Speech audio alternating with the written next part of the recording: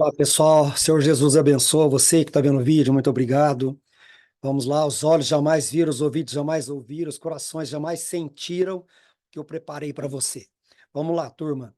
Canal Professor Miguel Química, dá uma força aí. Pede para todo mundo inscrever para dar um up no canal. Muito obrigado. Vamos falar aqui de teoria atômica, caráter experimental. Beleza? Bom, turma, então vamos lá. O que é essencial a gente aprender nesse capítulo, né? Então, essa aula aqui, os nonos anos, né? Nono 1 e nono 2, da FUNVIC Mococa, São Paulo, Estado de São Paulo. Vamos ver aqui o capítulo 5, modelos atômicos, né? Então, imprescindível, como eu já falei para vocês, né, pessoal? Fazer as leituras, né? No caso aqui, as leituras das páginas 78 a 91, né? Isso é muito importante, né? O cérebro vai criando links, né? Para coisas futuras aí, vai puxando, não é verdade? Então vamos lá. O que é essencial? Olhar criticamente os pontos positivos e negativos da radioatividade, né, pessoal? Diferenciar e relacionar os modelos atômicos e apropriar de conceitos fundamentais. Então, gente, é um pouco meio extenso aqui a história, mas é bom contar aqui para que vocês tenham uma compreensão melhor, né?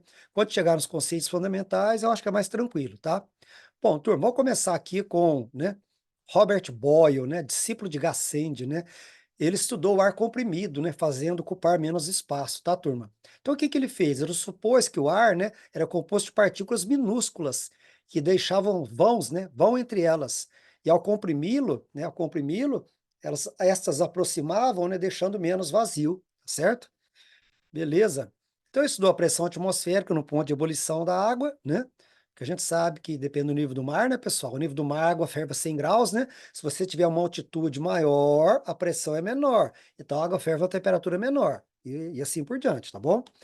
Beleza. Então, ele tornou, pessoal, na verdade, um novo seguidor de Demócrito, né? Porque Leucipo e Demócrito, pessoal, lá 4 séculos antes de Cristo, mais ou menos, né? Ele propôs que a matéria, filósofos, né? Propôs que a matéria era indivisível, né? A matéria era indivisível. Então, você ia dividir a matéria até chegar no átomo, né? Então, a matéria, na verdade, ela é indivisível. Você ia ter o átomo que não podia dividir. Ah, não, toma divisão, não divisão, né? Tá certo? E aí tinha a teoria dos elementos, outros filósofos discordavam disso, tá certo? Então, Leucipo e Demócrito, né? Leucipo, professor, Demócrito, aluno, lançaram a ideia, né? É, 4 séculos e meio, mais ou menos, antes de Cristo, do átomo indivisível, beleza? Tá? Vamos lá. Só para você conhecer um pouquinho, né, de Boyle, né? Então ele publicou um livro em 1659, chamado aí, o Químico Cético, né? O que é um ceticismo? Uma dúvida permanente, né? Tá certo? Na verdade, pessoal, Lavoisier é considerado o pai da química, mas Boyle, na verdade, é o pai da química, não sei, os químicos, colegas acham, né? Por que ele é o pai da química? Porque ele estabelece a química como ciência, né, pessoal? Em 1661, ele introduz o método científico experimental, né? Então, fala que o Lavoisier é o pai da química, mas, né, eu acho que para muitos químicos aí, Boyle é considerado o pai da química, né? E o que que ele faz, né, pessoal? Nada é aceito sem provas científicas, né? Então você vê aí que tudo começa, né? Antes de Lavoisier, na verdade, com Boyle, né, com método científico, né? E você tem que ter dúvida permanente, né, pessoal? Você não pode aceitar sem provas científicas, né? A gente já falou de método científico nas aulas nossas aqui no nono ano, né, pessoal? Tranquilo? Então, ela foi o primeiro a propor a denominação de elemento químico. Então, elemento químico, pessoal, vamos ver mais à frente, representa um conjunto de átomos que tem o mesmo número atômico. Número atômico, prótons vai ocorrer lá em 1904, para vocês terem uma ideia, tá certo? Mas, que é a definição, né, de elemento químico, tá certo? Então, vamos falar depois sobre isso. Bom, o que que ele propôs, pessoal? Que pressão versus volume é inversamente proporcional, né? Então, olha para você ver, se você pegar uma seringa, né? Se você pegar uma seringa, aumentar a pressão, o volume diminui, ó. O volume diminui com aumento de pressão. Pega uma seringa, né? Não sei, não tem uma aqui agora, mas deixa eu ver se eu pego a minha bolsa que eu posso mostrar para vocês, né? Aqui, ó, uma seringa, tá vendo? Deixa eu abrir um pouco a tela aqui para você ver. A aula vai ficar um pouquinho grande, né, pessoal? Mas acho que dá para a gente ver, né? Aqui para você ver, ó. Ó. Se você pegar uma seringa, tá certo? Olha aqui, ó. Você está dando para ver no vídeo aí, né? 60 ml de ar, aqui, ó. 60 centímetros cúbicos de ar, né? Se eu pressionar, tampar aqui, ó, e pressionar, você percebe que a pressão aumenta, o volume diminui, ó. A pressão aumenta, o volume diminui. Então, ou vice-versa, né? Então, pressão e volume são inversamente proporcionais. Isso é muito legal, né, pessoal? A seringa mostra isso com clareza, né? Beleza? Então, tá bom. Isso é temperatura constante, né, pessoal? Então, na temperatura constante, pressão e volume inversamente proporcional. Beleza? Vamos tocando aqui. Tá, joia. Então, isso foi confirmado por Mariotti, né, pessoal? Edmund Mariotti, isso foi confirmado em 1674. Por isso que às vezes é chamado, né, Lei de Boyle-Mariotti, né? Mariotti. A pronúncia eu não estou com muita certeza aqui, não. Bom, tinha a teoria do flogístico. O que é a teoria do flogístico, pessoal? Stahl, ele dizia que toda substância combustível, né, tinha cinza e o flogístico, né, que desprendia na combustão, ficando apenas cinza, né? Então, aqui, ó, por exemplo, magnésio queimava, formava cinza, liberando mais o tal do flogístico, né? Tá certo? A teoria do flogístico, né? Ela começou a ser, né, questionada por Lavoisier em experiências realizadas logo a seguir sobre combustão, né? E até na combustão, combustível comburente, combustão quando é completa, a chama fica azulada, mas quando for incompleta, fica preta e alaranjada. CO2 mais água, CO mais água, e até fuligem que é carbono. Repete, né? Bom, Lavoisier formulou, né, pessoal, a hipótese, né, de que as substâncias ganham peso ao serem queimadas, né, porque absorve ar desflogisticado, né, desflogisticado, denominado por ele oxigênio, né, pessoal? Então, acredita-se a Chile, né, a descoberta, essa descoberta, né, pessoal, do oxigênio aí, né? Ele publicou um livro tratado químico sobre o ar e fogo, né, tá certo? Mas acredita-se também a Priestley, né, a Priestley descoberta do oxigênio, tá joia? Então, tem uns créditos aí, né? Tá certo? Então, beleza, vamos tocar aqui, né? Tranquilo? Então, vamos lá, né, pessoal? Isso aí é só uma historinha, né? A lei de Lavoisier, né, pessoal? Ó, se você colocar um comprimido efervescente de cá, por exemplo, no tubo, e água do outro lado, fechar aqui e efetuar a reação química, você percebe que o gás não escapa, né? É chamada lei de conservação da massa. Se você pesar esse conjunto antes, tá? E fazer a reação química acontecer, né? Vai liberar gás carbônico, né? Comprimido efervescente, então vai haver uma conservação da massa. Por isso que chama de lei de conservação da massa, né? Então a lei de Lavoisier diz que sistema fechado, a soma das massas antes dos reagentes, né, é igual depois dos produtos, beleza? Tá? O sistema fechado por causa da liberação de gás, né, pessoal? Então, na natureza, nada se perde, nada se cria, né? Tudo se transforma, beleza? Bom, turma, então por volta aí de 1774, né, Lavoisier e sua esposa aí fazem experimentos sobre combustão e calcinação, né? O que eles querem fazer? Eles querem quantificar e verificar a variação da massa nessas reações, tá? E a base para os experimentos de Lavoisier foi o experimento do químico russo, né? Mikhail Lomonosov, né? Lomonosov, né, pessoal? Ele descreveu a lei de conservação da massa 14 anos antes do Lavoisier. Olha o bastidor legal da história, né? Então, esse é um bastidor muito interessante, né? Pausa aí e dá uma lidinha para você ver. Bora? Bom, pensa o nosso querido amigo Einstein, né, através da sua equação, né, a energia é igual massa vezes velocidade da luz ao quadrado, né? Então, energia transforma em massa ou vice-versa aqui, né, pessoal? E quando há a variação da energia, ó, de uma dada reação química do sistema fechado, corresponde a uma perda de massa ao redor de 10 a menos 9 gramas. Então, essa variação da energia aqui, ela corresponde a uma perda de massa de 10 a menos 9 gramas. Então, pessoal, para as reações normais, continua valendo a lei de Lavoisier, né? Tá certo? Tá, porque é um valor muito pequeno, né? Esse valor aqui é mais considerado em reações nucleares, né, pessoal? Onde uma pequena massa libera uma enorme quantidade de energia, né? Tá certo? Então, bora para ver Lavoisier lá atrás, né, pessoal? Bom, gente, tem um exercício aqui de Lavoisier e Proust. O nome do vídeo está no canal Professor Miguel Química, chama Leis de Lavoisier e Proust, tá? Dá uma olhada nesse vídeo que é muito legal a parte do exercício aí, tá? Aliás, não fizemos, né, pessoal? Nono ano, né? Nono 1 e nono 2 aqui, né? Fizemos o capítulo 4 agora, semana passada. Hoje é dia, hoje é dia 6 de maio, né? 6 de maio, né, pessoal? Sexta-feira, dia 3 de maio, fizemos aí o capítulo 4, né, falando de Lavoisier e Proust, beleza? Valeu! Bom, turma, Berthollet e Proust, né? Então, Berthollet encontrou compostos sólidos, né, pessoal, que apresentavam pequena variação na proporção de seus elementos, né? E Proust, o que Proust verificou? Ele verificou a composição de uma amostra aí de carbonato de cobre, né, comprovando a proporção dos elementos. Era sempre constante, não importando a origem da amostra. Então, por isso que é chamado ali de Berthelot e Proust, né? Berthollet, né? Tô lendo errado aqui, né? Berthollet, né? Beleza, pessoal. Então, a maioria dos compostos seguem a lei de Proust, chamados daltonídeos, né? Que preservou a teoria atômica de Dalton, né? Beleza, pessoal?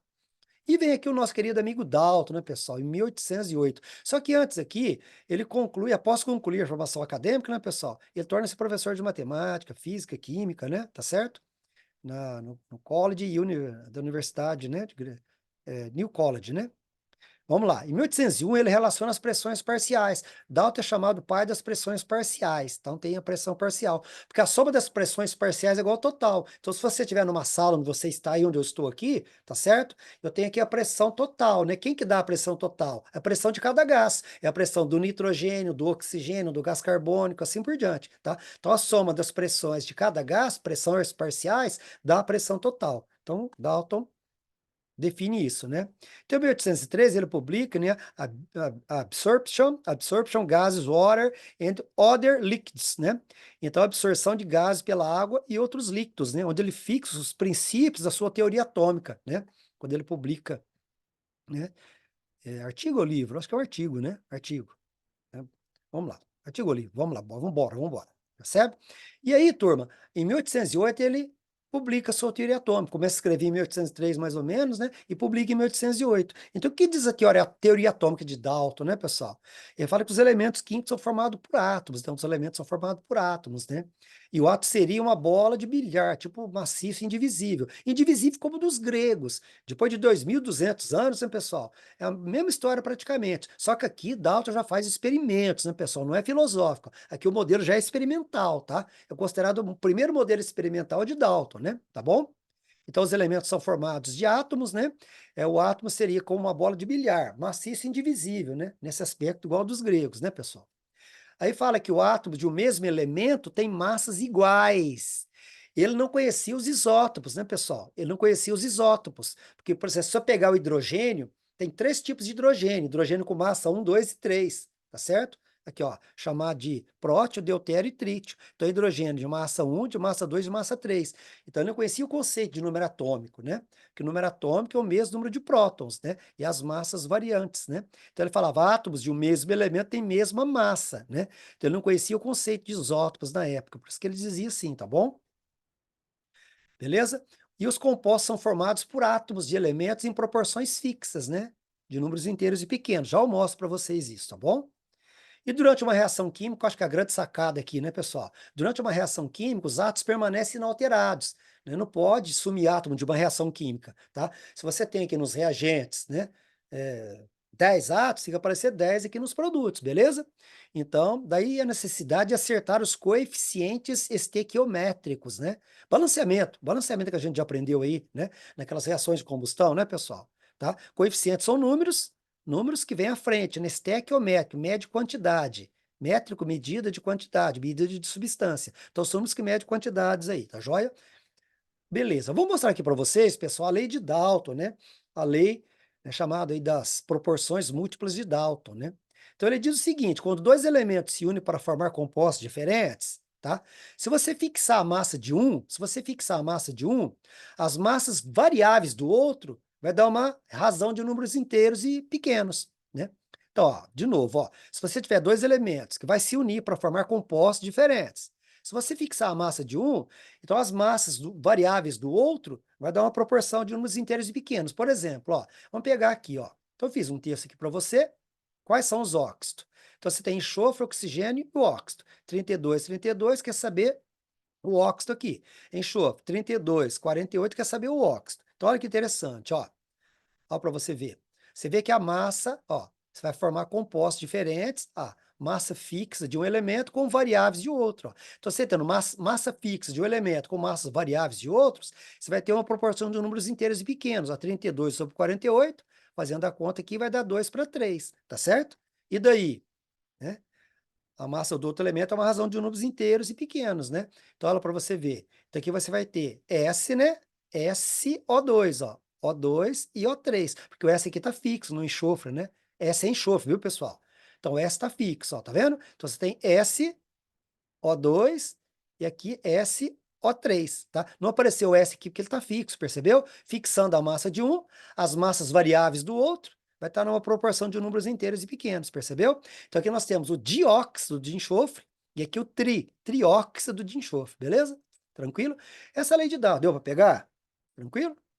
É difícil cair, mas às vezes aparece por aí, né?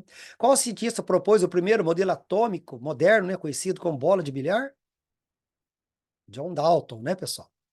Bora? Bom, turma, então o que que Dalton, que falha tem na teoria de Dalton, né? A falha na época mesmo, a grande falha, é que ele deixou de explicar a natureza elétrica da matéria, porque a natureza elétrica já era conhecida por Thales 6 séculos antes de Cristo, tá, pessoal? Né? Então, 6 séculos antes de Cristo, então, nossa mãe. Então, isso foi uma falha grave do modelo dele, né? Tá certo? Essa foi grave, porque 6 séculos antes de Cristo, já tinha a ideia do âmbar, que significa elétron, né? Que é igual a eletricidade. Então, Thales atritou um bastão de âmbar, né? Âmbar significa elétron, igual a eletricidade, né? Do grego, né? E esse atraía palha, objetos leves, né? Então, esse âmbar aí, ele é uma substância orgânica, né? Ela é uma resina fóssil e dura. Então, é uma mistura de cores, né? Castanho amarelo, laranja, né? Produzida por árvores, né? Tipo pinheiro. Então, o âmbar é transformado em objetos decorativos, né? Não sei se vocês já viram, tá bom? Então, tá aí. O âmbar é uma substância orgânica, né? É uma resina fóssil bem dura aí. Né? Então, aparenta várias cores, né? Tá certo? Como a gente mostrou. Aí, se tem uma árvore, por exemplo, o pinheiro, né? Então, ele tem um âmbar, né? O âmbar transformado em objetos decorativos aí, beleza?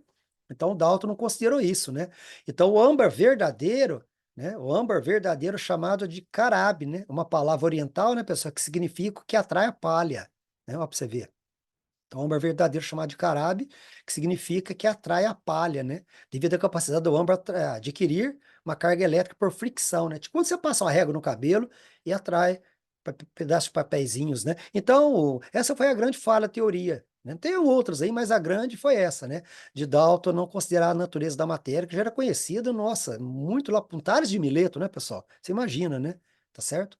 Antes antes mesmo, né, de os filósofos lá, né, que Leucipo e Demócrito, né? Bem antes, né? Foi 4 séculos e meio, 6 séculos atrás, né? Beleza, turma. Então tá aqui um exercício para você pausar e resolver. A eletricidade do grego elétron, né? Que significa âmbar, é um fenômeno físico, né? Originado por cargas elétricas. Há dois tipos de cargas elétricas positivas e negativas. As cargas de nomes iguais, mesmo sinal. Né? Se repele e as mesmas, de nomes distintos, sinais diferentes, se atrai, de acordo com a informação, e aí você dá uma lida, tá certo? Então, o fenômeno descrito acima não pode ser explicado utilizando seu modelo de Dalton, né, pessoal? Acabamos de falar aqui, né, que não considera, Dalton não considerava o fenômeno da eletricidade, né? Tá certo? Foi a grande falha dele aí, né? Se ele considerasse, teria sido mais que o cara, né? E aí, pessoal, vamos lá.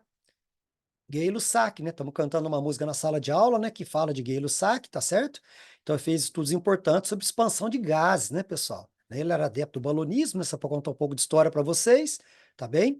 Então, em 1804 aí, ele conseguiu alcançar uma altitude de 7 quilômetros no balão, né, pessoal? Então, o primeiro balão foi construído em 1783 pelos irmãos franceses Montgolfier, né, pessoal? Bom, e daí? O que Gay-Lussac tem a ver? Tem a ver que ele realizou experiências, né? A síntese da água, verificando sempre que dois volumes de hidrogênio combinam com o volume de oxigênio. Então, o que ele verificou? Lá, hidrogênio, gasoso, oxigênio, formando água. Então, ele percebeu, ó, 2 litros. Pô, no litros aqui, mas pode ser qualquer medida de volume. Então, 2 litros, 1 litro produz 2 de água, proporção 2 para 1 para 2. Então, ele percebeu isso, né? Olha para você ver. Percebe um detalhe aqui, ó. 2 litros de gás hidrogênio, 1 litro de gás oxigênio dá 3. Quando efetua a reação química, forma 2 de água. Então você percebe que é uma contração de volume, ó. Tá vendo, ó? 3 litros aqui nos reagentes dá 2 de produto. E isso aqui é uma coisa que Dalton também não admitiu, não admitia, não considerava, tá certo? Aí, ó, se você pegar o experimento 2 e fizer 3 litros de hidrogênio, então você vai gastar 1,5 de oxigênio e produzir 3 de água, e assim por diante. Beleza? Então, ó, a proporção, por exemplo, na formação da água é sempre 2 para 1 para 2. Por isso que é H2O, 2 para 1. Bom? E aí, pessoal, né, essa lei ficou conhecida como lei das combinações gasosas ou lei volumétrica, beleza? Tá joia? Então, numa mesma pressão e temperatura, né, os volumes gasosos, né, volume de gás, estão sendo uma proporção de números inteiros e geralmente pequenos, né? Beleza? Então, ó, como a gente já falou, se você pegar aqui, por exemplo, nitrogênio e hidrogênio para produzir amônia. Depois a gente vai treinar o que é amônia, essas coisas. Então, 1 litro mais 3 produz 2. Então, você percebe aí 4 aqui nos reagentes e 2 no produto. Uma contração de 50%, metade, né? Então, isso aí mostrou falha na teoria atômica de Dalton também, tá certo? Né? Então, o Gay-Lussac, ele não conseguiu interpretar, né, a lei volumétrica, né? Apesar de não ter conseguido interpretar, né, a lei volumétrica, foi um tufão aí sobre Dalton, né, pessoal? Na época, né? Dalton não admitiu muito não, mas foi fácil não. Então, Dalton não explicava o que? A contração e expansão de gases, como eu mostrei na seringa agora há pouco, aqui no início do vídeo, né? Então, vamos voltar aqui, ó. Deixa eu puxar mais uma vez aqui, você que está vendo o vídeo nesse ponto aqui, ó. Fala para você ver. Então, ó, então essa compressão e expansão, ó, comprime, expande. Então, Dalton, apesar de ter trabalhado com gás, hein, gente? Olha só, hein? Eu acho que ele estava mal assessorado, né? Porque esses caras nunca trabalham sozinho, né? Esses bambambam que aparecem na história, sempre tem a equipe deles, né? Tá certo? Como a gente vai falar de Rutherford já, de Madison, Geiger, que eram assistentes dele, né? Então, tá meio mal assessorado, porque Dalton trabalhava com gás também, né? A lei das pressões parciais, né? Então, é, Dalton define pressão total, né, como a soma das pressões parciais, né, pessoal? Como a gente falou no começo do vídeo, né? Então não sei bem o que aconteceu com ele na época que não. Então vamos lá. Seguindo, vamos lá. E aí, pessoal, então Dalton considerava, né, que se a quantidade de átomos mantivesse constante durante a reação, semelhante às massas de Lavoisier, o volume do produto obtido deveria ser igual à soma dos volumes da substância e agentes. E não é, como a gente acabou de mostrar. Para gás não é, os volumes podem ser, mas podem variar, como a gente mostrou aqui 2 vezes. Você percebeu? Né? Mas as reações entre gases, isso não acontecia, né? Tá? Então, Dalton discordou dessa lei e percebeu que ela comprometia a sua teoria atômica, né, pessoal? Bom, e aqui vem nosso grande Avogadro, né? Um fantástico aí, italiano, né? Que uniu todas as teorias, né? Depois de morto, não é verdade? Então, para você ver, né? 49 anos sem reconhecimento, né? O que ele demonstrou? Ele demonstrou, né, pessoal, que assim nasceu a sua lei, volumes iguais, gases quaisquer, totalizam sempre, e mesmo ATP, o mesmo número de moléculas. Conclusão, volumes iguais de qualquer gás, tá? Na mesma temperatura e pressão, vai totalizar sempre o mesmo número de moléculas, mesma quantidade em mol de moléculas, tá certo? Né?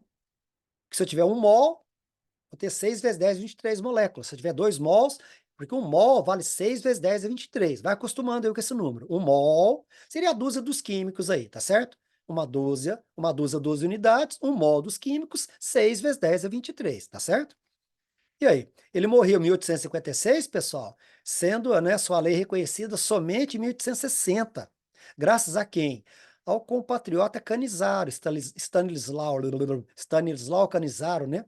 Que mostrou a preciosidade do feito do brilhante e grande Avogadro aí, né, pessoal? Tá vendo? 49 anos sem reconhecimento, é? É mole ou você quer mais?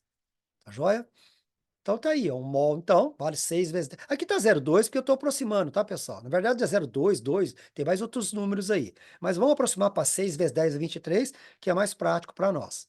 Então vamos usar essa equação PV-NRT, por você nunca rezei tanto, para você entender por que volumes iguais de gases quaisquer na mesma temperatura e pressão vai totalizar o mesmo número de moléculas, tá?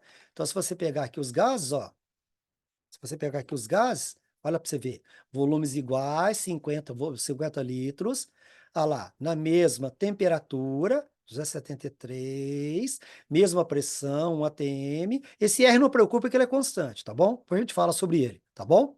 E aí, se você pegar esses valores aqui, ó, pressão, colocar lá, 1, volume, colocar 50, N nós queremos achar, o R Ele é constante aqui, 0,082. E a temperatura, 273. Se você resolver, esse N vai dar exatamente 2,23 mol, tá? O que é esse N? N é mol, eminho em gramas, sobremão que é a massa molar. Então, esse N é quantidade de matéria em mol, tá certo? Por exemplo, 2,23 mol do quê? No caso aqui de moléculas, de cada um, que dá ó, a mesma quantidade de moléculas. Se o mol é 6 vezes 10 é 23, então eu vou ter 2,23 vezes 6, 10 é 23 de cada molécula dessas aqui, beleza? Acho que deu para pegar, né, gente? Tranquilo, né?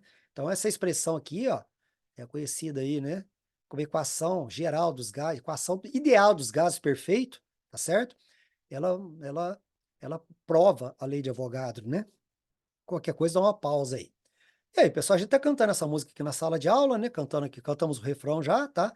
Depois a gente vai continuar cantando essa música na sala. Qualquer coisa, dá uma olhadinha, que vai aparecer no canal Professor Miguel Química aí, se você quiser acompanhar, tá bom? Não vou cantar ela toda aqui agora, senão vai ficar maior essa aula ainda, tá bom? Tranquilo? Mas se você ler o texto aí, só para você ter uma ideia. Contei a história aqui, né? Da defesa de Canizaro, né? Em relação ao Avogadro, assim por diante. Depois a gente vai continuar explicando essa matéria quando surgir mais conteúdos aí. Aí você pode ver esse vídeo aqui, pessoal, o nome do vídeo, canal Professor Miguel Química, o vídeo chama Gases 3 PVNRT, tá bom? Dá uma olhada nesse vídeo aí. Ah, e contando mais um pouquinho de história, né, pessoal? Pesquisando agora partículas subatômicas, né? Temos aqui, né, o cientista 1859, Geisley Plucker, né? Eles trabalhavam com o quê? Com experiência de gases, né? Com descargas elétricas de gás a baixa pressão, certo? Então, aí, ele usava um tubo, né, um tubo de experiências com descargas elétricas em gases a baixa pressão. Então, colocava um gás aqui a baixa pressão e provocava aqui descarga elétrica nesse gás, tá certo? Beleza? Vamos lá, né? E aí, né, o William Crookes, né, pessoal, ele aperfeiçoou um pouco, né, o tubo de Geisler-Plucker, né, tá certo? Crookes, tá certo? Ele aperfeiçoou um pouquinho aqui, tá? E, e começou a estudar os raios catódicos, né? O qual é conhecido por ampola de Crookes. A ampola de Crookes, né, que possui um ânodo ao lado do cátodo, né? Então, se você olhar aqui, nós temos um ânodo, tá certo? Beleza? Ao lado do cátodo aqui, tá? Então, o ânodo, beleza? O positivo e o cátodo negativo, beleza, pessoal? Então, vamos lá, vamos explicar. Então, ele construiu aí, construiu um tubo curvo, né, com gás rarefeito a baixa pressão em seu interior aí, tá joia? Em seu interior vácuo, né? Então, ele construiu um tubo curvo aí com gás rarefeito a baixa pressão em seu interior vácuo. Não é um vácuo perfeito, mas um vácuo, né? Então, o que que foi observado? Então, o que que ele fez? Pessoal, ó, ele aplicou altas voltagens, né, nas extremidades, né, onde se localizavam as placas metálicas, o cátodo e o ânodo. Então, ele observou o quê? Que ao fazer isso, ele percebeu que uma região do tubo apresentava uma luminescência esverdeada, como você está vendo aqui, ó. Se você estiver vendo no notebook, vai ser melhor. No celular, não sei, vai ficar muito pequeno, né? Aí os raios catódicos, né, pessoal, excitados, ionizam o gás liberando luz. É por isso, né? Que os raios catódicos provocam a descarga elétrica, forma raios. Aí chamou isso de raios catódicos, porque parte do cátodo, né? Deixa eu voltar aqui para você entender. Ó, o cátodo é negativo. A hora que ele faz essa descarga aqui dentro, né, pessoal? Tá? Então, partem raios do cátodo, certo? Chama raios catódicos, né? O cátodo é negativo, e esses raios catódicos, né, se ele sai do polo negativo, então já já você vai ver que são elétrons, né? Já já você vai ver que são elétrons, beleza? Bom, então ele percebeu o quê, pessoal? Que essa luminescência era causada, né, por algum tipo de radiação, né? Algum tipo de radiação, né, que o cátodo emitia, independente do gás usado, né? Tá joia? Então essas radiações foram denominadas de raios catódicos, né? Entretanto, Crookes ele não conseguiu determinar a natureza das mesmas, né? Tá certo? E aí vem nosso querido, né, só mostrar para vocês a ampola de Crookes, né? Só para você entender. Quer ver só? Dá uma olhadinha. Olha lá. Provoca uma descarga de gás a baixa pressão lá dentro do tubo, né, pessoal? Tá? Aí os gases eles saem de maneira retilínea, já eu mostro melhor para você aqui, tá bom? Vamos lá, olha lá, elétrons provenientes do cátodo, né, pessoal? São raios catódicos, na verdade são elétrons provenientes do cátodo. Só que Crookes não conseguiu definir muito bem isso, né? Tá certo? Tranquilo? Beleza? Bom, aí vem o nosso amigo Thomson, né? O amigo Thomson, em 1897. Thomson, ele utiliza essa ampola de Crookes aí, realiza vários experimentos, né, pessoal? Ó, Ele realizou um experimento, ó, tá vendo o cátodo negativo e ânodo positivo? Então, os raios, ó, raios catódicos saem do cátodo, ó. Então, isso aqui, na verdade, são elétrons. Então, o que ele percebe, o Thomson, né? Do cátodo parte o fluxo de elétrons, raios catódicos, né, que produzem fluorescência, né? Na parede oposta, quer ver, ó? Ó, para você ver. Que aqui é fluorescente, beleza? Floresce, né? Bom, olha para você ver. O que ele percebe? Que propaga em linha reta. Ele coloca tipo um catavento aqui, né? A hora que ele faz a descarga, os raios catódicos batem nesse catavento, ó. Tá vendo, ó? Incide no anteparo, aqui o anteparo é o catavento, mais ou menos, né? Tá certo? Normalmente ele coloca um para girar aqui, gira até o catavento. Você vai ver já já, acho que eu tenho um vídeo aqui, tá bom? E produz uma sombra na parede oposta ao tubo, ó. Olha a sombra, tá vendo, ó? Tá vendo? Então ele percebe aí que os raios que são invisíveis, né, gente? Então ele marca aqui, nessa parte aqui, ó, de trás aqui da tela, beleza? Então, ó, floresce, né? Bom, vamos ver mais um aqui, ó. Então, o que ele percebe, ó? Ele gira o catavento, ó. Então, esses raios aqui, eles giram o catavento, ó. Então, conclusão, esses raios aqui têm massa. Pequena, mas tem, né, pessoal? Que ele consegue girar, o que bate no catavento, gira ele. Perceberam? Tranquilo? Bom, e aí, pessoal, Stoney, né? Stoney foi muito esperto, né? Já trabalhava com a natureza da eletricidade, né? Porque se 6 séculos antes de Cristo, com Tales, já existia, né? O fenômeno da eletricidade, né, pessoal? Então, Stoney foi bastante esperto, né? Então, ele sugeriu esse nome elétron em 1891, até um pouco antes dessa experiência de Thomson aí, né? Em 1897, a intuição de Stoney sobre a natureza elétrica da eletricidade foi confirmada por Thomson, né, pessoal? Tá bom? Ah, é para você ver, ó, né?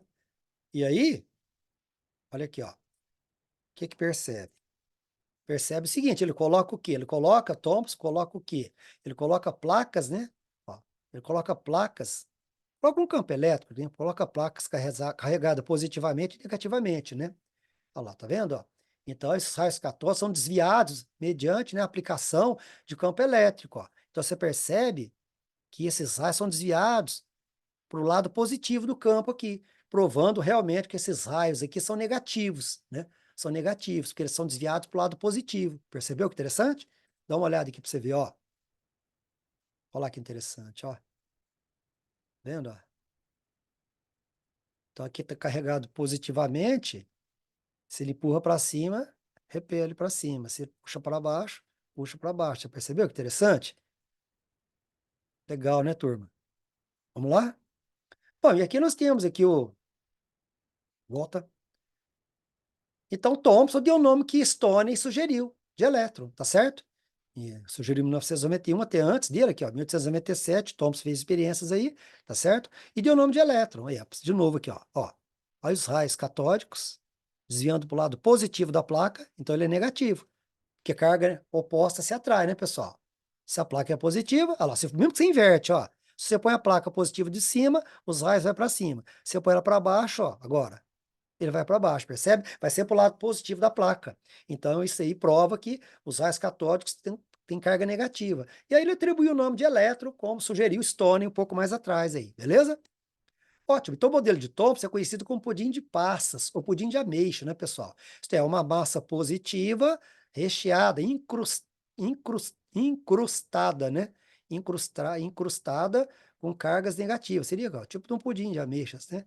Então, o modelo de Thomson, né, seria aí uma massa, um bolo, uma massa positiva com cargas negativas. Não é prótons ainda não, viu, gente? Porque os prótons vêm logo um pouquinho à frente aí, tá bom? Tá? Mas já dá uma ideia de próton, né? Porque você tem carga negativa, você deve ter algo positivo, tá? Então, é Rutherford que vai mostrar isso já já, tá bom? Então, estamos aqui, por exemplo, ó, um exercício do página 83, número 1, capítulo 5, né? Então, 1897, J.J. Thomson descobriu por meio de experiência com os raios catódicos a primeira evidência experimental da estrutura interna dos átomos. O modelo atômico proposto por Thomson ficou conhecido como pudim de passas, né? Ou de ameixas, um panetone, para você entender bem, né? O panetone seria a massa e aquelas frutinhas lá seriam os elétrons, né? Para esse modelo, podemos afirmar que as cargas negativas são distribuídas homogeneamente por todo o átomo, como a gente mostrou na foto aqui, ó. Tá vendo aqui, ó? Beleza? Tranquilo? Bora, pessoal? Bom, agora Goldstein, pessoal, descoberta do próton. Presta bem atenção aqui, ó. Goldstein, o que que ele percebeu, ó? Ele usou um tubo perfurado. Olha aqui primeiro, esse tubo perfurado, tá? De onde saem os elétrons que colidem com o gás, originando íons positivos. Então, desse tubo, ó, os elétrons saindo aqui. Peraí, olha aqui para você ver, ó. Deixa eu começar. Ó, os elétrons, ó, tá vendo? Os elétrons saiu, colidiu com o gás. Originam íons positivos. Ó, de novo, ó. Os elétrons saem, colidem aqui com o gás, esse gás ioniza, adquire carga positiva. Ó, pra você ver de novo, tá vendo? Então sai elétrons daqui, ó lá, ó. Sai elétrons desse cátodo perfurado, né? Então sai elétrons, ó. Os elétrons colidem com gás, formam íons positivos. Esses íons positivos passam pelos canais do cátodo, certo? Percebeu? Então, elétrons.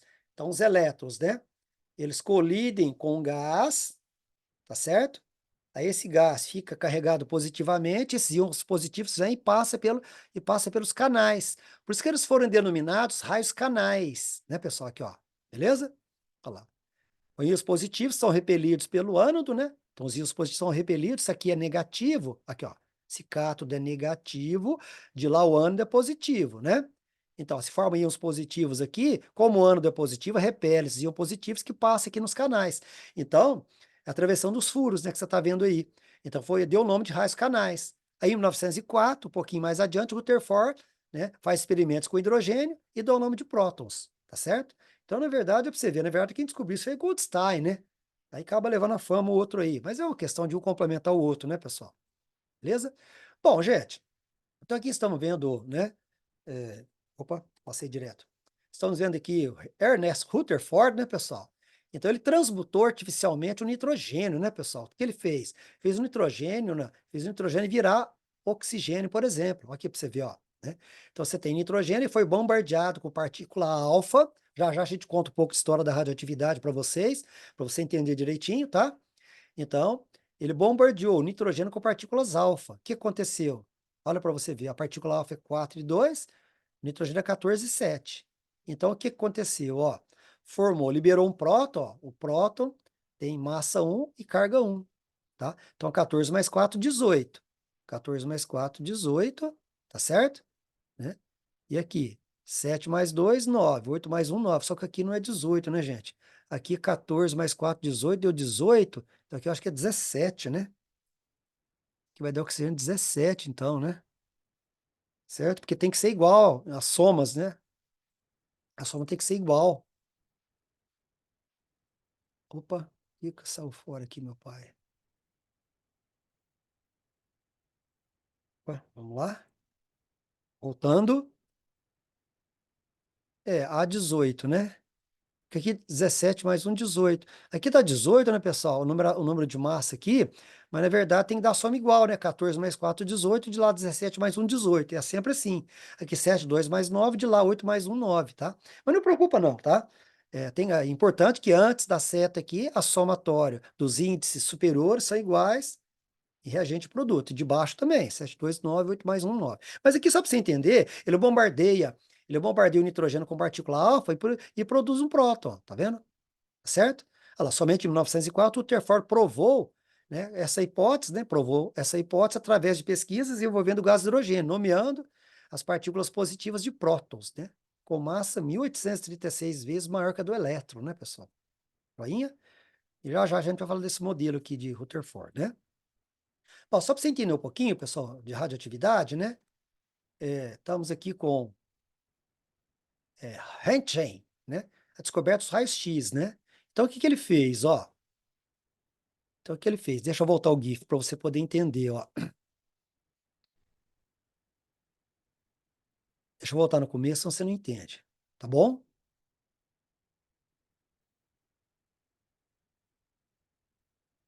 Então, você tem que lembrar daqueles tubos, daquele tubo da ampola de Crookes lá, que os raios catódicos não saem da ampola. Os raios catódicos são elétrons, ficam lá dentro, tá certo? Aí, como é que é o raio-x, então? Olha que é o raio-x, ó. São raios catódicos elétrons, ó. Não são, desculpa, já que eles não saem da ampola. Então, esses raios aqui não são raios catódicos, tá joia? O que que são, então? São ondas eletromagnéticas, tá? Então, o raio-x é o resultado das colisões, né, dos elétrons, quando são energizados, emitem ondas eletromagnéticas, tá? Então, para você ver. Então, os raios-x são resultado dos choques, né, dos raios catódicos elétrons contra a ampola. Aí esses choques, tá, que são energizados, né, pessoal, emitem ondas eletromagnéticas e deu o nome de raio-x, né? Deu o nome de raio-x. Mais tarde, né, viu-se que os raios-x são ondas eletromagnéticas emitidas pelos elétrons, né, que tem alta frequência e pequeno comprimento, tá certo? Interessante, né, pessoal? Então, o que ele fez? Ele colocou a mão entre o tubo e a tela revestida com platino cianeto de bário e viu os ossos, né? Tá certo? Os raios X, né? Ficou raio X, beleza? Então, lembrar que raios X são o quê? São ondas eletromagnéticas emitidas por elétrons, né? E tem essas ondas em alta frequência e pequeno comprimento aí, beleza? Bom, aqui um pouquinho de radioatividade para você compreender melhor, né, pessoal? Pegar o laser aqui. Aqui você tem, né? Então, Becquerel, né, pessoal? Especialista em fosforescência, né? Que absorve luz da fonte e remite luz visível, tá bom? Então, o que ele fez, né? Olha só. Então, ele colocou uma chapa fotográfica, tá? E o minério no pacote preto, né? Para evitar fosforescência, né, pessoal? Mesmo assim, sensibilizou a chapa, denominou de raios Becquerel. Então, o que ele fez? Deixa eu voltar aqui no comecinho, ó. Olha, então, ele colocou aqui no pacote preto, né, pessoal? Foi uma chapa fotográfica e o minério aqui dentro, beleza? Então, o que ele fez? Ó, observa bem.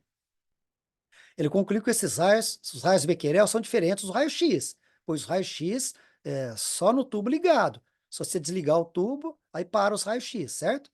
Aí Rutherford denominou de alfa e beta, essas radiações, né? PET blend é o minério de urânio, tá bom? Dessa fórmula aqui.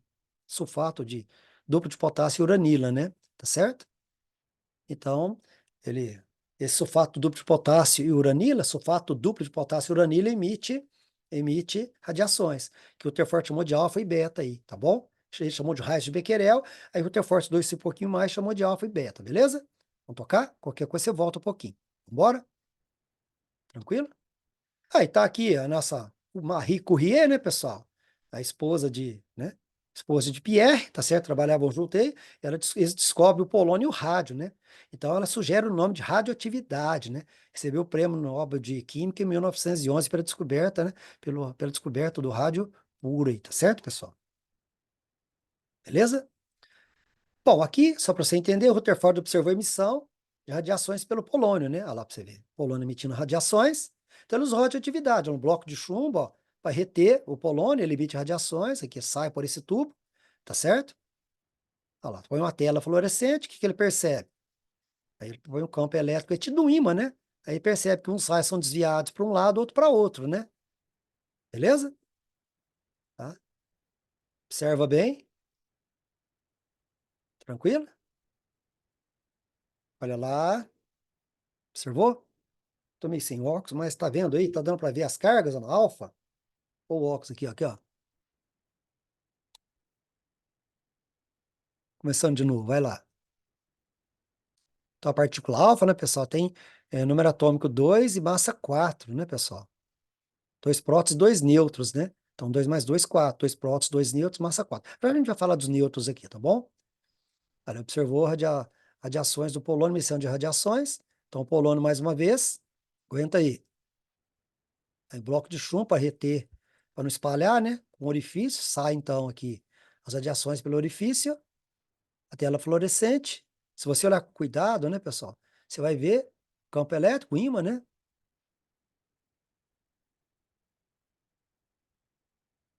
Vamos lá. É aqui, olha lá, aqui, ó. Aqui é negativo e lá é positivo. Então, a placa aqui, negativo. Então, o alfa vem para o lado negativo aqui, tá certo? Então, a partícula alfa é positiva. E o beta vai para o lado positivo, então o beta é negativo. Certo, então? Tranquilo? Vamos tocar? Aqui você vai ver melhor. Aqui você vai ver melhor. Olha para você ver, ó. O mesmo experimento, né? Aí você tem aqui as placas, né? Para você ver de novo. Aí, com placa negativa e positiva, o que que você percebe? Ó, as radiações são emitidas, ó, para você ver, ó. Elas passam entre as placas, umas são desviadas para o lado da placa positiva. Ó, Ó, se elas são desviadas pelo lado da placa positiva, ela é negativa. Agora, umas são desviadas para o lado da placa negativa, ó. Ela é positiva, chamada de alfa. Então, alfa positivo e beta negativo. E algumas não sofrem desvio, né? Então, aí, pessoal, então, raios gama, né, descobertos, né, pelo químico francês, né, pelo químico e físico francês Paul Villard, né, pessoal, em 1900, né, enquanto ele estuda, né, enquanto estava estudando, as radiações emanadas, né, emitidas do rádio polônio, né, e urânio, tá? Ele descobre que os raios gamas não podem ser defletidos por um campo magnético, né? Não podem ser. Você vê que os raios gama passam direto aqui, ó, tá? Então, os raios gama não têm carga nem massa, né? Tem carga zero e massa zero, tá certo? Chamado raios gama ou ondas eletromagnéticas, viu, pessoal? Beleza? Bom, turma, estamos aqui no final da história. Presta atenção aí, vamos falar do modelo de Rutherford. Então, esses dois aqui, pessoal, só para falar para vocês, foi Geiger e Miller, são os assistentes de Rutherford, né, pessoal? Então, vamos lá. Tem um contador que eles desenvolveram, né, chamado de contador Geiger, né, que mede o quê? Mede, que serve para medir radiações ionizantes, né, alfa, beta, raios gama, raios X, né, tá certo? Mas não newtons, né? Ele foi inventado em 1913 por Geiger e aperfeiçoado por Miller em 1828. É um contador para medir a intensidade de radiações aí, tá certo? Se o ambiente está com muita radiação ou não, beleza? Tem um vídeo excelente aqui, pessoal, esse link aqui é do Instituto de Física de São Carlos, né? Do professor Luiz Antônio Nunes aí. Um vídeo excelente. Você poder copiar isso aqui e assistir, tá? Se você for fã dessa parte, é muito legal, mas legal mesmo, tá bom? Bom, então Geiger e Martins, né, pessoal, tá? Eles foram aí assistentes Rutherford. Então, o que eles fizeram? Então, nesse experimento, que está o polônio aqui emitindo partículas alfa, né, pessoal? Tá? Ele usa uma tela fluorescente e uma lâmina finíssima de ouro. Então, o que que percebe? Ó, as partículas alfa são positivas, né? Então, elas saem aqui do elemento radioativo, incidem na placa finíssima de ouro, e deveria voltar, né, pessoal? E você vê que elas passam pela placa. Elas passam pela placa e algumas sofrem desvios, ó. Tenta ver que algumas sofrem desvios. Mas você vê que a maioria passa, né? Certo, pessoal? A maioria passa. E algumas sofrem desvios. Então, se as partículas alfa são positivas, batem na placa e algumas sofrem desvios, né? Então, o que acontece? Né? Acontece que lá dentro tem algo positivo também, essa é a conclusão, que ele chamou de núcleo. Então, quais são as conclusões do experimento? Na verdade, a maioria das radiações passam pela lâmina e marca na tela reto, retilinamente, tá certo? Então, isso já prova que o átomo é um grande vazio. Apesar de sólido, né, igual a gente está vendo a lâmina de ouro sólida, então, as radiações passam mostrando que há vazios, né, vazios na estrutura. E as que desviam, tá certo? Tá desviando de algo positivo lá dentro, já que elas são positivas também, que ele chamou de núcleo, certo? Então, vamos lá. Aí para você ver, ó, né? Então aqui, olha, ela tá vendo? Ó, a maioria delas passava sem sofrer desvio. As que passam mais perto do núcleo sofrem desvio, na verdade, né, pessoal? A que passa mais longe do núcleo não sofre desvio, mas que passam mais perto do núcleo tende a desviar, né? E algumas, logicamente, tendem a bater e voltar, né? Tende a bater frontalmente e voltar a ter, né, pessoal? Deu para sacar aqui interessante? Então, aí Rutherford fala que o átomo tem um núcleo. Só que começa aqui uma intriga complicada para Rutherford, né? Chamou de núcleo, beleza? E a pergunta, o questionamento, pode ter só próton no núcleo? E aí? Só próton? Então, pessoal, a física clássica de Maxwell, né?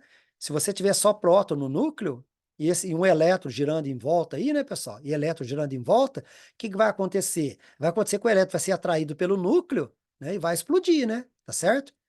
Vai se encontrar com o núcleo, com a carga positiva, né? Tá certo? E Rutherford ele pensou, com certeza ele pensou na época que não pode ter só próton no núcleo, deve haver alguma coisa que neutraliza a repulsão, mesmo por causa dos prótons. Você imagina, trabalhou com átomo de hidrogênio, né? Mas você imagina se for um átomo maior, que tem vários prótons aqui, cargas positivas se repelem, tá? Então o que ele imaginou? Que deve haver alguma partícula aqui que impede essa destruição, né? Mesmo porque o elétron se aproximava do núcleo, né? E ficava aqui numa trajetória, né? Tá certo? Bohr vai explicar isso. Então, Rutherford ficou um pouco intrigado. Então, o átomo de Rutherford tem prótons, prótons e... Bom, os elétrons tinham sido provado, né? Um pouquinho antes por Thomson, né, pessoal? Stone e Thomson, né? Então, próton, elétron, E os nêutrons foram confirmados 20 anos depois. Isso aqui foi em 1911. Em 1932, Chadwick, né, confirma a descoberta dos nêutrons, tá certo? Que na verdade era previsto alguma coisa assim lá para trás, né? Que não podia ser só positivo aqui, tinha que ter alguma coisa que evitava uma coisa neutra aqui. Então, os nêutrons foram confirmados 20 anos mais tarde, tá? Então, o modelo do Rutherford fica assim: prótons, elétrons e nêutrons, né? Tá certo? Já a gente fala disso. Tá aqui um exercício, né? Olha lá, experiência de espalhamento das partículas, né? Tá certo? Partículas alfa, né? Pode ser essa ou essa. De Rutherford, um feixe de partículas foi dirigido contra uma lâmina finíssima de ouro. Pode ser essa. Não, pode ser essa só. Já matou, fechou, né? Alfa, ouro. Não tem mais nenhuma de alfa, ouro. E aí vai, né? Tá certo? Lendo o texto, né? E lendo o texto, e, ó, os experimentadores Geiger e Martins chamou o Rutherford para ver. O Rutherford ficou admirado quando ele viu, falou, nossa, incrível um negócio desse, né, pessoal? Então, eles observaram o quê? Garbas observaram três, um grande número, né, dessas partículas atravessou a lâmina de ouro sem sofrer desvio, porque a maioria passava, um pouquinho mais longe do núcleo, então ela passava direto. Quando passava mais perto do núcleo, ela desviava, né, pessoal? Tá certo? Eu construí um gráfico disso, né, de desvio, né? E terminando, né, pessoal, aqui no 4, modificar o modelo atômico proposto por Thomson, né? Então, Rutherford modificar o modelo atômico proposto por Thomson, tá certo? Tamanho, existência do núcleo, carga positiva, lá, existência do núcleo, carga positiva, de tamanho reduzido, né, pessoal? Com praticamente toda o quê? Toda a massa concentrada nesse núcleo, tá? E aqui está o Chadwick, né, pessoal? Que em 1932 ele usa o quê? Partículas alfa também, bombardeia o berílio e produz um nêutron. Produz um nêutron. Olha lá para você ver, ó. 4 mais 9, 13. De lá, 12 mais 1, 13. De cá, 2 mais 4, 6. 6 mais 0, 6. Então, você vai aprender a radioatividade, que é sempre assim, esses índices, tá bom? Então, temos aqui o nêutron, ó, sem carga neutro, né? Neutro carga 0 e massa 1. Então, provou realmente o nêutron, beleza? Tranquilo? E aí, pessoal, aqui é uma coisa muito importante, ó, para você ver, ó, olha aqui. O núcleo é de 10 mil a 100 mil vezes menor que o átomo, o núcleo. Então, tem aqui uma comparação interessante, ó. Ó, olha o tamanho interessante, ó. Se o núcleo fosse o tamanho de uma ervilha, se o núcleo fosse uma ervilha, ele pesaria 250 milhões de toneladas. Nossa Senhora, você já pensou? Então, se o núcleo fosse o tamanho de uma ervilhazinha, ele ia pesar 250 milhões de toneladas. Tá a fonte aqui citada, os créditos, né? Tá certo? Então, o núcleo, pessoal, você imagina, né? Você imagina uma bola no centro do estádio. Então, o núcleo é muito menor que isso, mas muito menor. Verdade ou não? E o estádio seria o átomo inteiro, né? Tá certo? Bora? E aí chegamos aqui então na parte final dos conceitos fundamentais, depois de toda essa história, né, pessoal? A aula ficou muito grande, a história muito grande aí para trás, mas qualquer coisa você pode ver daqui para frente tranquilo, né? Então o que que são os átomos? São os blocos, né, os tijolos construtores da matéria aí, né? Então átomos contêm núcleo, né, prótons e nêutrons, né? Vamos ficar com o Rutherford até aqui, e elétrons na eletrosfera. Depois no capítulo 6 a gente fala de Bohr, beleza? Então estamos aí, né? Além de subpartículas menores, tem subpartículas menores ainda, a gente vai falar depois, tá bom? Então tá aí, turma, elétron tem carga negativa, próton positivo e nêutron sem carga. Então vai memorizando aí, elétron negativo, próton é positivo e nêutron não tem carga, beleza? E mais uma vez aí, pessoal, número atômico é o número de prótons do núcleo do átomo. Número atômico é o número de prótons, tá?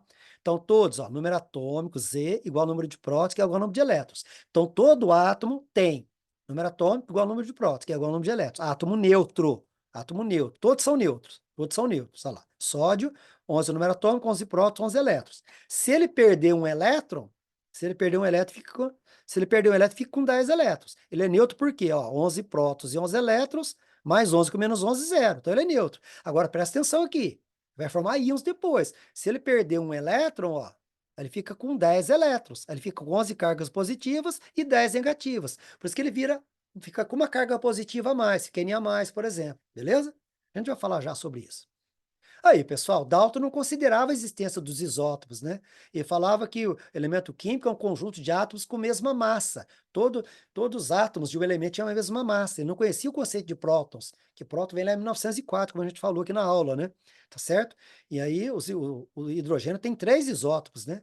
que é isótopos? Prótons aqui, ó. Número atômico é o número de prótons, ó. Hidrogênio 1, 1 e 1. Só que tem 3 tipos: hidrogênio de massa 1, de massa 2 e de massa 3. Percebeu? Tranquilo? E os nomes deles: prótio, deutério e tritério, ou trítio, beleza?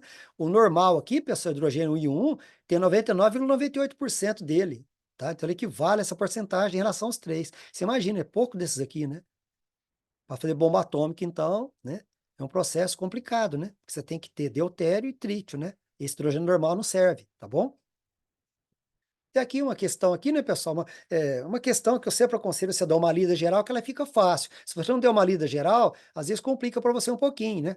Se você começar a ler. Se você tiver muito claro na cabeça, vai. O que é elemento químico? Conjunto de átomos de mesmo número atômico, mesmo número de prótons, né? Então, elemento químico é um conjunto de prótons? Não, conjunto de átomos, não conjunto de prótons, né? Conjunto de átomos tem o mesmo número atômico, mesmo número de prótons. Quando falar número atômico, pensa em prótons, você não erra. Tá? Elemento químico é o conjunto de átomos que possuem a mesma massa, nada a ver. Elemento químico é o conjunto de átomos que tem o mesmo número atômico, tá? Mesma quantidade de prótons. Elemento químico é a soma do número de espécies químicas com déficit de carga elétrica. Pelo amor de Deus, só já começa tudo errado, você já vê, né? Elemento químico é uma substância que apresenta as mesmas propriedades em toda a extensão, tá? Elemento químico elemento químico, é mesmo é uma substância. Elemento químico é um elemento químico, não é uma substância. Substância é uma substância, né? Então, o elemento químico apresenta, e nem apresenta, né, pessoal? Porque o elemento químico, mesmas propriedades. E os isótopos, hidrogênio 1, 2, 3, que são átomos diferentes. Então, o elemento químico tem átomos diferentes. Então, não tem jeito de apresentar as mesmas propriedades em toda a extensão, já que tem átomos diferentes, tá certo? Acabei de mostrar o hidrogênio. Elemento químico é o conjunto de átomos que apresenta o mesmo número atômico? Beleza. Elemento químico é o conjunto de átomos que apresenta a mesma quantidade de prótons? Beleza, acabou de falar, isso é igual a isso. Falar mesmo número atômico equivale a falar a mesma quantidade de prótons, beleza? Então é isso. Dá uma lida geral que sai, né? Tranquilo? É que às vezes você sai assim dessa maneira mais fácil. Para 93, 3 exercícios, né? Agora presta atenção, pessoal, nesse desfecho que é muito importante. Quando vai formar íons, cátions e ânions, né, pessoal? Então, ó, vamos pegar o cálcio e o fósforo, vamos fazer aqui a configuração eletrônica, ó. Você faz lá um S2, 2S2, 2P6 e agrupa aqui. Então, o cálcio tem 20, ó, 2, 8 e 8 e 2. 2, 8 e 8, 2 dá 20. O fósforo já coloquei nos níveis, 2, 8 e 5, tem 5 na última camada. Presta atenção, ó. Então, o que acontece? 20 número atômico, 20 prótons, 20 cargas positivas e 20 elétrons. O fósforo, 15 número atômico, 15 prótons, 15 elétrons, beleza? Então, vamos lá. Ó, o átomo neutro perde 2 elétrons. Quem tem 1, 2, 3 na última camada, a pessoa tende a perder. Porque é mais fácil perder 2 aqui, tá? Do que ganhar 6 para ficar com 8. A teoria dos 8, do octeto, tá bom? Então, quem tem 1, mais fácil perder 1. Quem tem 2, mais fácil perder 2. Quem tem 3, mais fácil perder 3. Quem fica com 8. Beleza? Porque não tem eletronegatividade para puxar tanto elétron, tá bom? Então, por isso que é mais prático. 1, 2, 3 na última, perde. Aí fica com 8 na sua última aqui, ó. Se fosse um aqui, 2 ou 3, perderia, e a última dele fica com 8, beleza? Agora presta atenção, ele tinha 20 prótons, 20 elétrons, agora tem 18 elétrons. Se ele tem 18 elétrons agora, o que acontece? E fica com duas cargas, volta aqui, ó.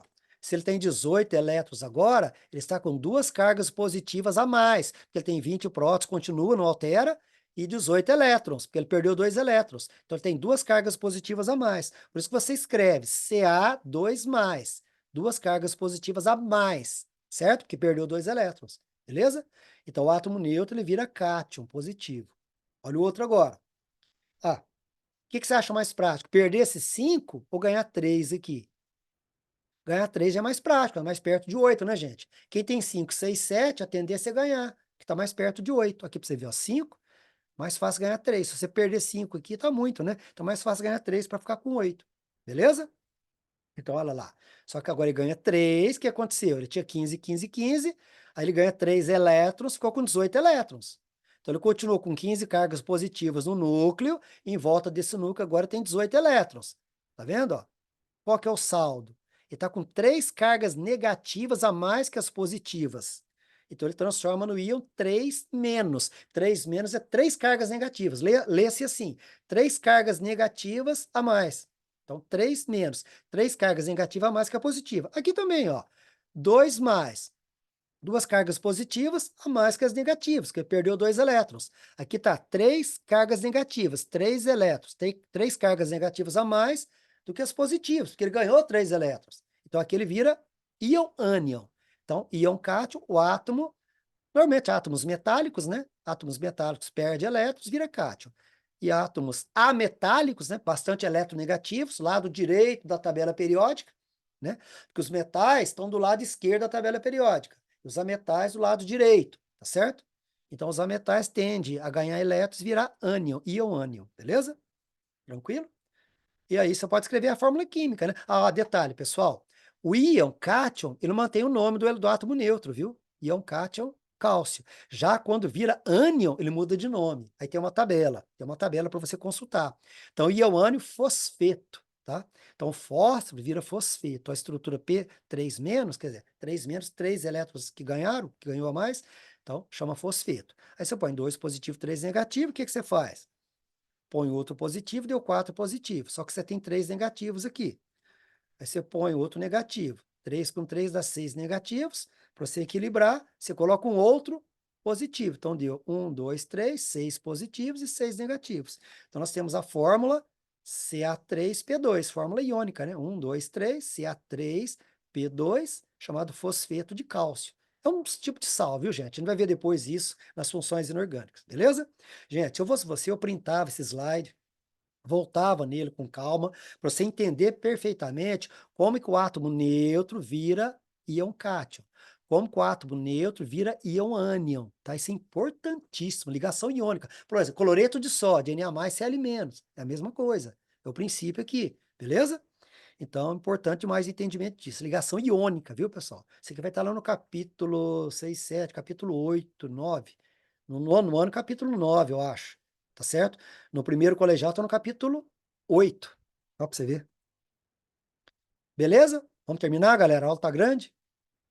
Vamos lá, então.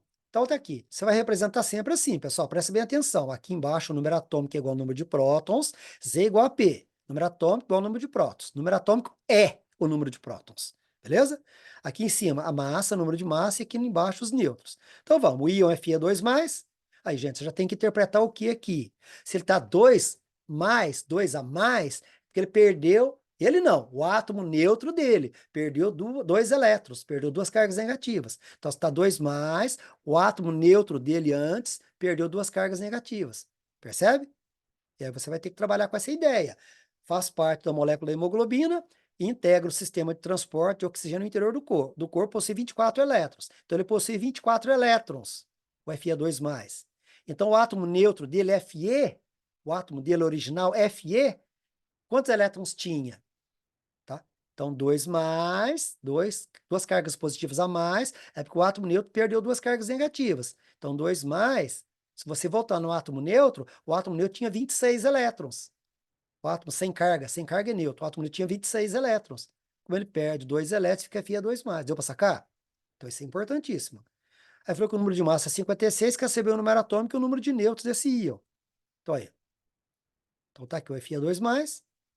Falou que ele tem 24 elétrons, ele tem 24 elétrons do jeito que ele está aqui. Só que aqui ele está sem 2 elétrons, né? 2 positivos a mais, você vê que está sem 2 elétrons, tá?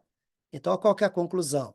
A massa 56 já falou, a massa está aqui, massa 56 posta nessa posição, beleza? Aí, qual que é a conclusão? Ó, então, esse daqui tem número atômico 26, 26 prótons, tinha 26 elétrons, mas como o átomo que perdeu 2 elétrons, ele tem 24 elétrons agora, falou aqui, ó. Mas como é que eu sei que é 26, 26, professor? Lógica, né, gente? Você tem que voltar no slide anterior para você entender isso, né? Aqui, ó. Voltar no slide anterior, aqui, ó. Ó, quantos elétrons tem o íon fósforo aqui? Íon fósforo, 15. Ele tem quantos elétrons? Tem 18 elétrons, ó. Tem 18, ele ganhou 3 elétrons, tem 18 elétrons. Tá? 18 elétrons. Então, antes, ó, vamos falar do positivo para você entender melhor. Só se confunde, vai. Então, você confunde. Aqui, ó. Por que é 2 positivos aqui? Quantos elétrons tem? 18 elétrons. Ó, Ca2+ tem 18 elétrons, certo? Por quê? 18 elétrons. Está 2 mais, 2 cargas positivas a mais, porque perdeu 2 cargas negativas. Então, antes ele tinha 20 elétrons. Percebeu? É a mesma coisa que você está fazendo aqui, ó lá. Então, se ele tem 24 elétrons, tá 2 mais, está com 2 cargas positivas a mais, tá certo? Então, antes ele tinha 26. Então, olha lá, antes ele era neutro assim, 26 número atômico, 26 prótons, 26 elétrons, ó, tá vendo? Aí ele perde 2 elétrons aqui, perde 2 elétrons, fica com 2 prótons a mais, ó, 26 prótons e 24 elétrons, ó, 2 prótons a mais, ó, 2 cargas positivas a mais que as negativas. Deu para sacar? Gente, qualquer coisa você volta certinho, que isso aí cai demais, então até caiu na UFRJ, Universidade Federal do Rio RR? Rio de Janeiro? Tem 2 R aí, sei lá. Vamos lá. E aí, pessoal, 26, né? Acabamos de descobrir, né? Então, o número atômico é 26 aqui, né? 26, beleza? E o número de nêutrons? O número de nêutrons é a diferença, 56 menos 26. Ou o número de prótons mais nêutrons. Que número? 26 mais quanto aqui vai dar 56? E aí? 26 mais 30, né? Ou então 56 menos 26 dá 30, tanto faz. Então, o número atômico é 26, nêutrons é 30. Gente, esse aqui é outro exercício fundamental na nossa prova do segundo trimestre aí, né? Não sei se eu vou lembrar, mas se eu lembrar, eu vou perguntar um exercício desse aí, viu? Um outro aqui? Fazendo aqui exercício agora. Bom, pessoal, então nós temos os isótopos, mesmo número de prótons, né? Isótono, mesmo número de nêutrons. Isóbaro, mesmo número de massa. Então vamos trabalhar com esse exercício aqui, pessoal. Então tá aqui o átomo aqui, tal, o número atômico corresponde ao número de prótons no núcleo, é importante porque determina qual é o elemento químico, visto que cada elemento tem o mesmo número de prótons, sempre, tá? Sobre esses três ABC, as seguintes. Então vamos lá, ABC, olha lá, A isóbaro de C, isótono de A. Então A tem a mesma massa, número de massa de C, isótono de A, tá? C isótopo de A e possui 94 nêutrons. Vamos colocando as coisas aqui, né, pessoal? Vamos colocando primeiro o que falou, né? Então, olha lá. É, então, A e B, né? Cadê aqui o A e B? Então, A, né? A e B, A isóbaro de C, né? A isóbaro de B, perdão. B isóbaro de C, tá aqui, ó. B, a setinha aqui. B isóbaro de C, isótono de A, né? Isótono de A. Então, B é isóbaro de C, isótono de A. Já a gente vai pôr valores, certo? C isótopo de A. Vou colocar os valores já então, né? Então, falou aqui, ó. A apresenta 70 prótons, vai aqui embaixo. 70 prótons aqui embaixo, o número atômico. E número de massa 160, beleza? Tranquilo? Qual o número de elétrons de B? Vamos seguir. Aí falou assim que o A, ó, 6 isótopo de A e possui 94 nêutrons. Ó, C isótopo de A. Então aqui, ó, C é isótopo de A. O que que é isótopo? Próton. Então, C é isótopo de A e possui 94 nêutrons. Foi o que falou, ó. Então, C é isótopo de A, mesmo número de próton, tem 94 nêutrons. Beleza? Aqui você já pode achar a massa aqui, ó. 70 mais 94, quanto vai dar aqui? 164. Se B e C são isóbaros, aqui tem a mesma massa também, percebeu? Tranquilo? Vamos continuar, né? E agora? 90 e 90. Por quê, pessoal? Dá para você achar também. 70 mais que número aqui para dar 160, ou 160 menos 70 vai dar 90.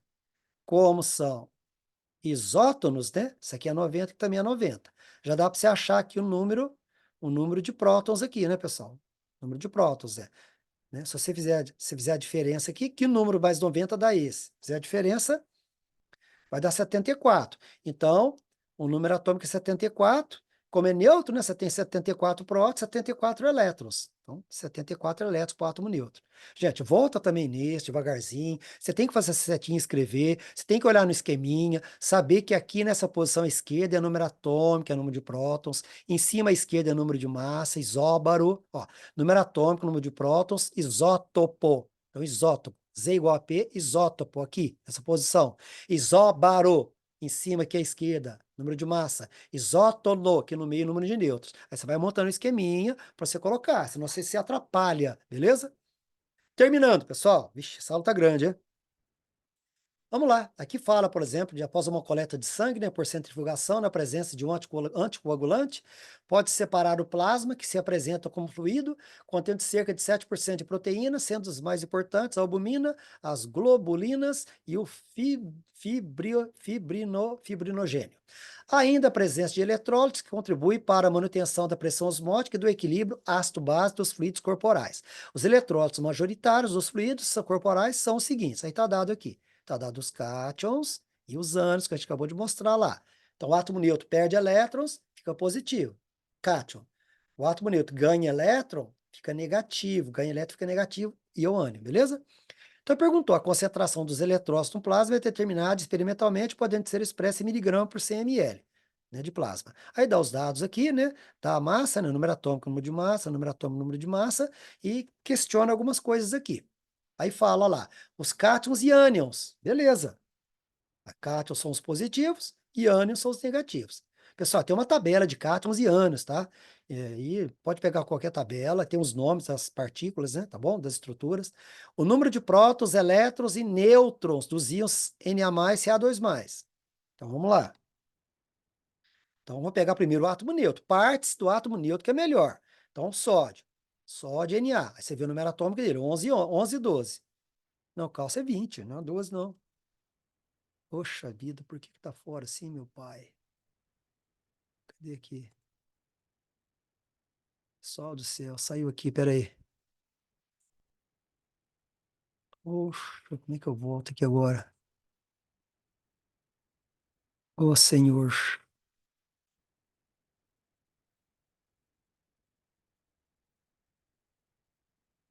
Como é que eu volto no slide, gente?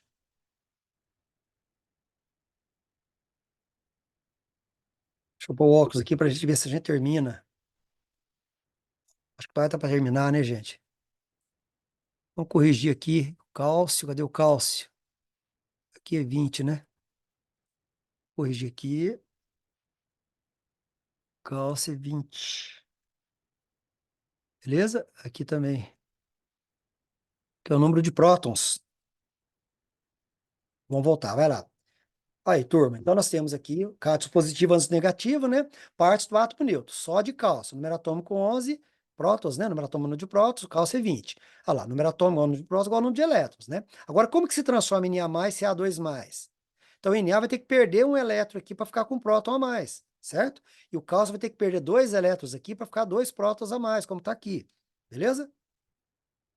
Olha lá, tá vendo? Aí vira Na+, tá vendo aqui? Aí perdeu um elétron, sódio, ficou Na+.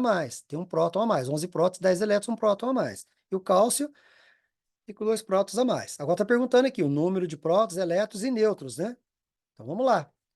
Então aqui é 11, o número atômico aqui é 20, né? A massa foi dada 23,40, só olhar aqui, tá bom? Então 11 mais que 1 para dar 23. 11 mais 12, 23 aqui. 20 mais 20, 40, beleza? Então, para o sódio, você tem 11 prótons, aqui, ó, 11 prótons, Na+, 11 prótons, aqui, ó, 11 prótons, 10 elétrons, que é o número de elétrons que está perguntando, 10 elétrons e 12 nêutrons. Por causa você tem 20 prótons, 18 elétrons, porque, ó, ele perdeu 2 elétrons, né? Beleza? 20 nêutrons. Turma, tranquilo? Os íons isoeletrônicos, que tem mesmo número de elétrons, isoeletrônicos, né? Mesmo número de elétrons aqui, ó, tá? O sódio, número atômico 11, ele perde um elétron, fica um próton a mais, então fica com 10 elétrons. 12 aqui, número atômico 12, 12 elétrons, ele perde 2 elétrons, ó, 2 prótons a mais, perde 2 elétrons com 10 elétrons. Então, tem 10 elétrons. Aqui também, ó, 17. 17 número atômico, 17 prótons, 17 elétrons. Só que ele ganhou um elétron, fica com 18 elétrons. Aqui, 19, número atômico, 19 prótons, 19 elétrons. Só que ele perde um elétron, fica uma carga positiva a mais, com 18 elétrons.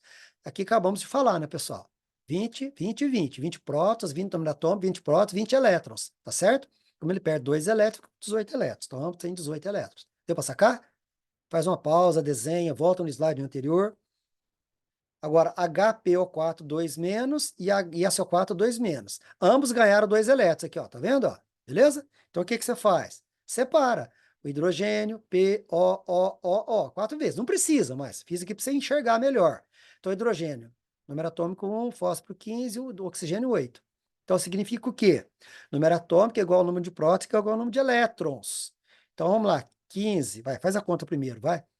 Olha lá, 3, 1, 2, 3, 4. 4 vezes 8, 32, 32 com 16, 48 elétrons. Mais 2 que ganhou aqui, ó, 2 elétrons ganham, 50 elétrons. Mesma coisa você faz no outro, ó. Número atômico aqui, 16, 16 prótons, 16 elétrons, ou a 8. 1, 2, 3, 4. 4 vezes 8, 32, 32 com 16, 48 elétrons, ganha 2 elétrons também, 50 elétrons. Gente, deu para pegar isso? Olha, ufa, chegamos no final. Então tá aqui o capítulo 5, né, pessoal? Muito grande esse capítulo, muita coisa. Isso aqui é assunto para 2 semanas de aula, e olha lá, se não for mais, tá certo? Vamos ver se a gente faz numa, né? Tá bom?